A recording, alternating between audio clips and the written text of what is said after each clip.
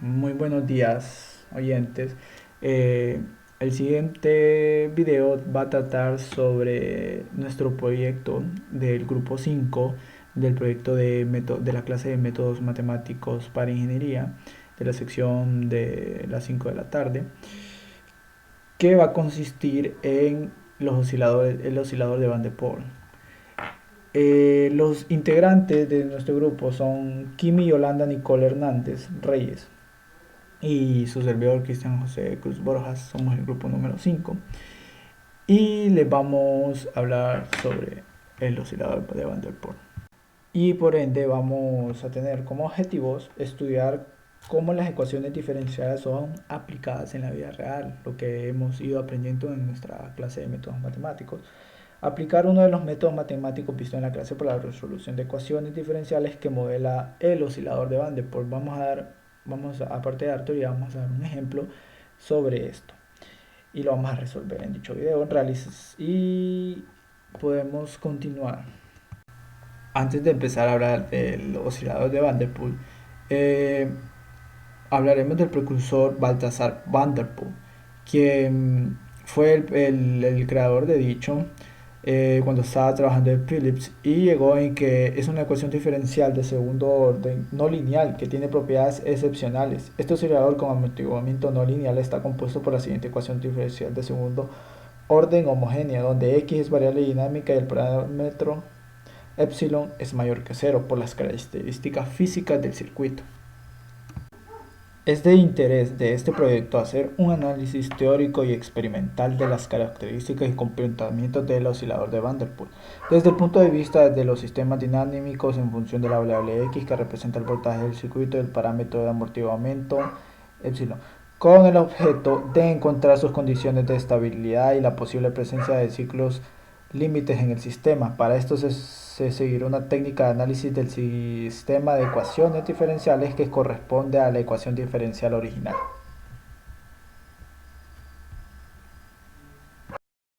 Para comprender el oscilador de Van der Pol es necesario que recordemos sobre los sistemas oscilatorios y cuáles son los tipos de sistemas oscilatorios que hay. Para ello tenemos que definir qué es un movimiento oscilatorio. Un movimiento oscilatorio es un tipo de movimiento particular. Ocurre cuando sobre el cuerpo actúa una fuerza que es directamente proporcional al desplazamiento del cuerpo de su posición de equilibrio. Si dicha fuerza siempre actúa en la dirección de la posición de equilibrio del cuerpo, se producirá un movimiento de ida y de vuelta respecto de esa posición. Por eso a esta fuerza se le da el nombre de fuerzas de restitución, porque tratan siempre de restituir o llevar al cuerpo a su posición original de equilibrio. Eh, Tenemos los osciladores lineales. Los osciladores lineales, tal como menciona su nombre, son aquellos que llevan un comportamiento dado por la ecuación diferencial lineal del segundo orden. Y los osciladores no lineales son los sistemas oscilatorios no lineales, se rigen precisamente por ecuaciones diferenciales no lineales. Esto es, ecuaciones que no cumplen con la forma que podemos ver ahí, de segundo orden, tal que sus valores son complejos. Eh, Aquí podemos ver un ejemplo del comportamiento cuando mu es igual a 1 en el oscilador de Van der Pol. Eh, este tipo de circuito de Van der Pol favorece a las oscilaciones pequeñas y amortigua a a las oscilaciones grandes. El oscilador de Van der Pol es un modelo de sistema dinámico que incluye retroalimentación positiva y un elemento resistivo no lineal en su aplicación original. A principios del siglo pasado, el oscilador eléctrico con un elemento no lineal se utilizó como precursor de los primeros radios comerciales. Un circuito de este tipo favorece las oscilaciones pequeñas y amortigua las grandes, como ya había comentado. Bien, tenemos un ejemplo de cómo se ve un circuito eléctrico de Van der Pol. El principio parece un circuito RLC muy sencillo que involucra una resistencia, un capacitor y un inductor. Este comportamiento puede expresarse como vimos en clase. Los circuitos de este tipo dan lugar a ecuaciones diferenciales de segundo orden, parecidos a osciladores armónicos cuando son analizados. Sin embargo, es de notarse que la resistencia involucrada no es una resistencia convencional al bajar la corriente de un cierto valor de tipo predeterminado. eh, Tiene que generar un voltaje que introduce más energía al sistema. Esta resistencia variable que reacciona activamente a su entorno no es un componente pasivo usual que solo disipa energía, sino que mide e introduce energía al sistema. De hecho, podemos hablar para los años de 1926, Van der Poel realizaba estudios eh, con circuitos que tenían la particularidad del uso de tubos al vacío. El tubo de vacío, estos actúan como una resistencia normal cuando la corriente es elevada y como una resistencia negativa cuando la corriente es baja. Podemos ver que este circuito en la parte izquierda de nuestras pantallas describe perfectamente el comportamiento que estudia Van der Poel, que es cerca de los años 1926. Y pues en una manera más real, en el contexto actual, eh, de nuestro lado de la pantalla derecho podemos vemos un circuito un poco más, podríamos decir, lleno.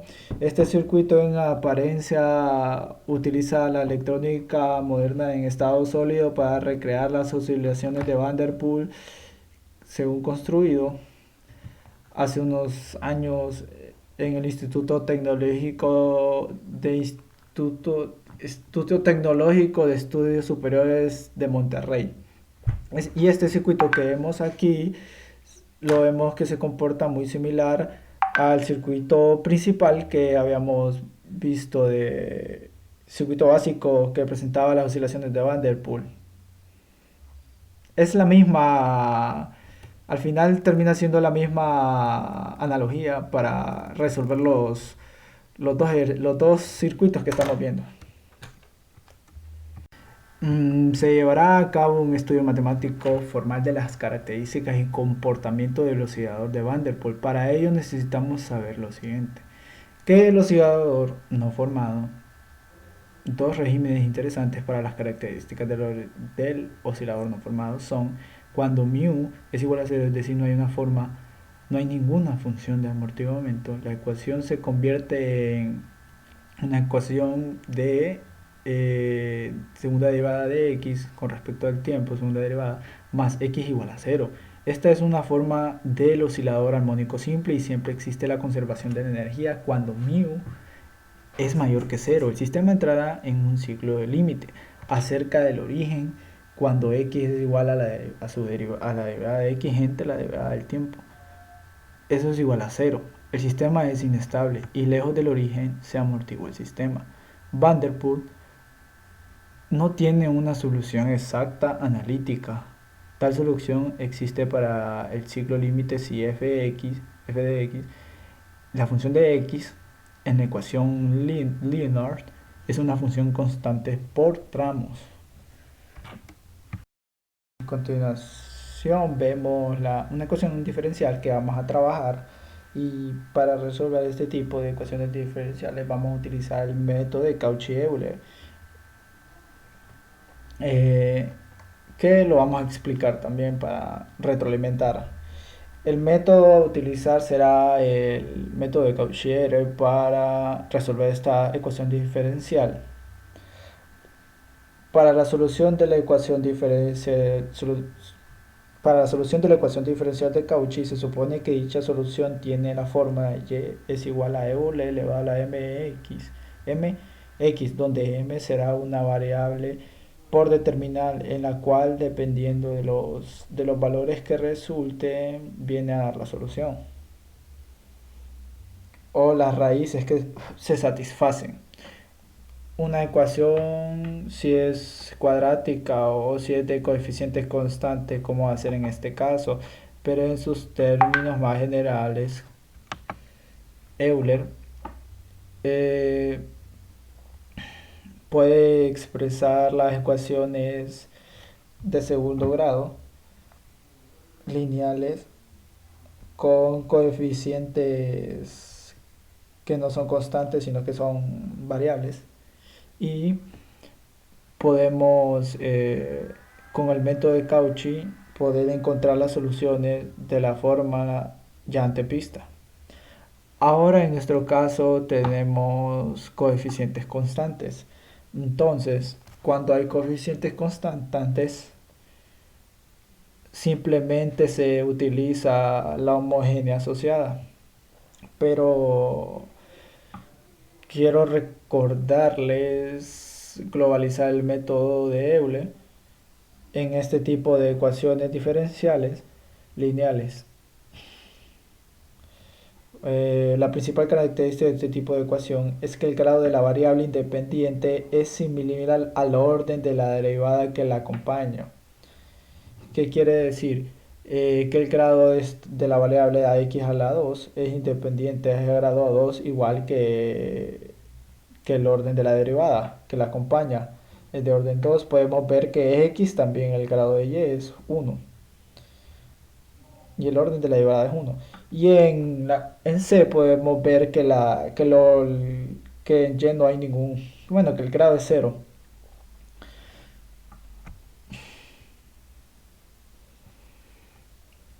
Esto igualado a una función en 0.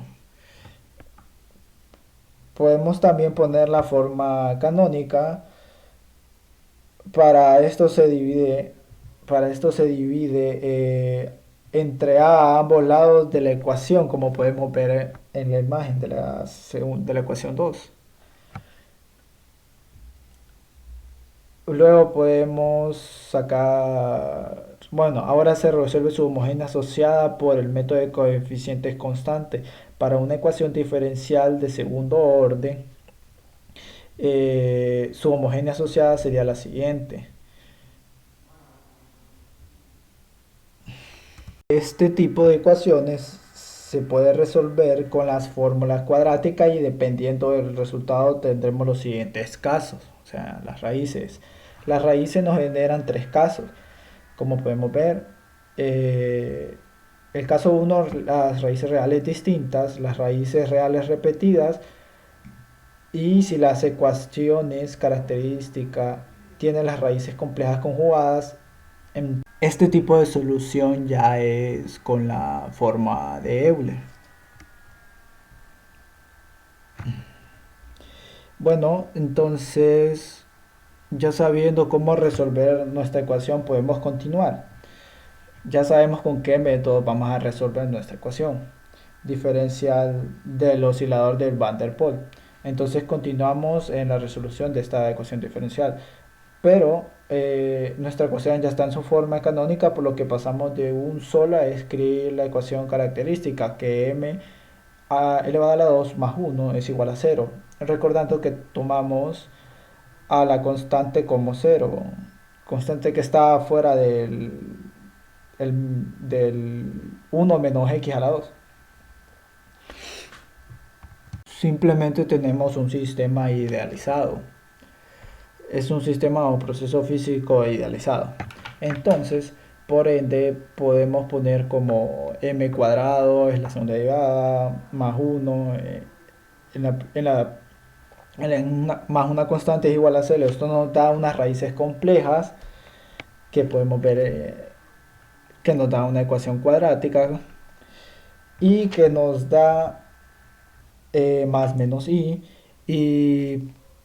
por ende la solución, recordando que alfa sumado aquí es 0, entonces tendría un a la 0 de alfa que sumaría 1, por lo cual no tenemos una expresión de multiplicando el seno del coseno, simplemente tenemos c1 del coseno de t por seno de t de t2, sabiendo que el seno que tenemos lleva una componente de i de I. Para encontrar el valor de las constantes C1 y C2 vamos a utilizar las condiciones iniciales de x sub 0, x, bueno, cuando x en el tiempo es 0 y cuando la derivada de x en el tiempo es 0 también. O sea que nuestro oscilador en el tiempo 0 no es estable, entonces iniciamos sustituyendo. En la componente de la función en 0 es igual a 1, entonces igualamos a lo que nos había dado con coseno de 0 más la segunda constante de seno de 0. Entonces sabemos que coseno de 0 es 1 y que el seno de 0 es 0. Entonces al final nos queda C1 es igual a 1. Bueno, entonces la constante C1 es igual a 1. Ahora derivamos la ecuación que teníamos para sustituir la siguiente condición donde x, la derivada de x con respecto al tiempo 0 es igual a 1 en el punto 0. En esta condición inicial es igual a 1.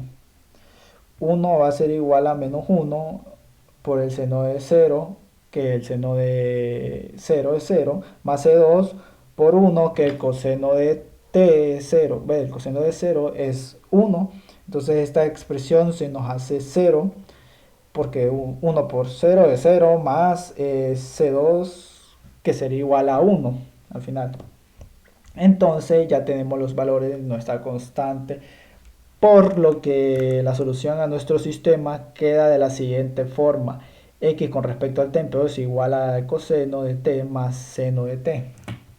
Es una solución particular ya encontrando las constantes. Ya. Cabe recalcar que esta es la solución a nuestro sistema idealizado.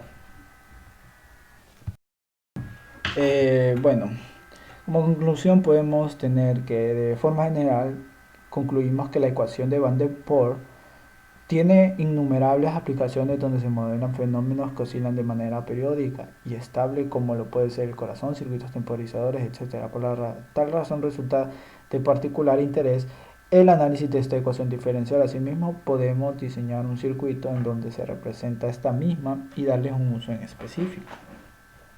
En la vida real no se encuentran sistemas que oscilen indefinidamente hasta en el infinito. Por tal razón es suficiente analizar la ecuación en la cual el coeficiente de fricción es cero, ya que esto es un caso idealizado. Por ende, siempre asumimos que μ siempre tendrá un valor positivo, por más pequeño que sea, debido a que en la realidad podemos disminuir su valor pero nunca convertirlo a cero. La complejidad para resolver la ecuación diferencial cuando este coeficiente de fricción existe es alta, llegándose a utilizar métodos de solución como el de Runge-Kutta de orden 4, vista en análisis numérico, entre otros métodos no tan básicos.